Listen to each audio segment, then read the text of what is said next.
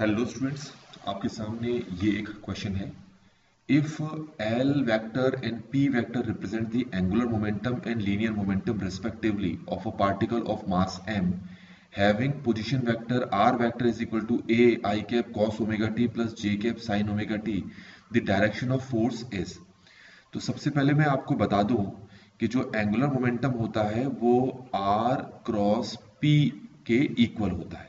तो इसका अर्थ ये हुआ कि अगर ये हमारा r वेक्टर है और ये हमारे पास p वेक्टर है, तो जो l वेक्टर होगा वो इन दोनों के परपेंडिकुलर है।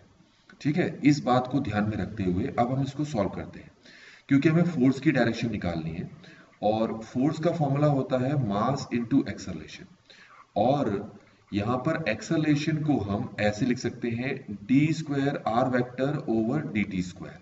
तो हमें सबसे पहले ये निकालना पड़ेगा यहाँ पर। तो स्टार्ट करते हैं।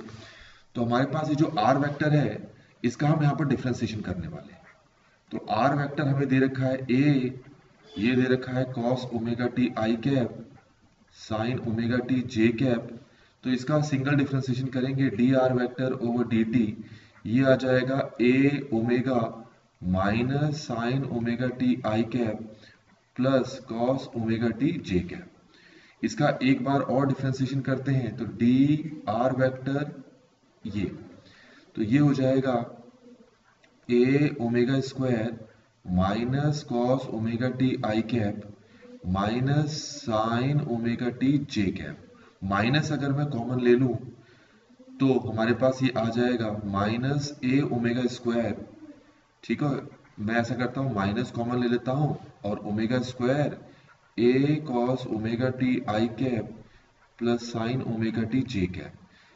ए बाहर है, यहाँ गलत लिख दिया यहाँ पर। इस पूरे को हम क्या बोलते हैं, आर वेक्टर बोलते हैं। तो इस तरीके से d square r vector over d t square हमारे पास आ गया minus omega square r vector.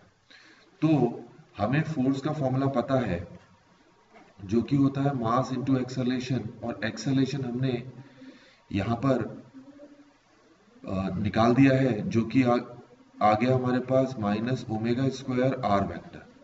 तो फोर्स आप देख पाएंगे ये होगा minus omega square r vector. तो एफ वेक्टर और आर वेक्टर यही दोनों वेक्टर हैं।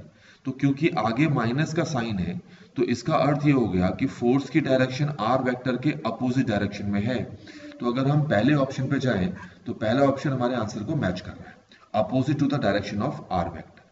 ठीक है, तो इस तरीके से बच्चों हमने इस क्वेश्चन को यहाँ पर कंप्लीटली सॉल्व कर लिया है।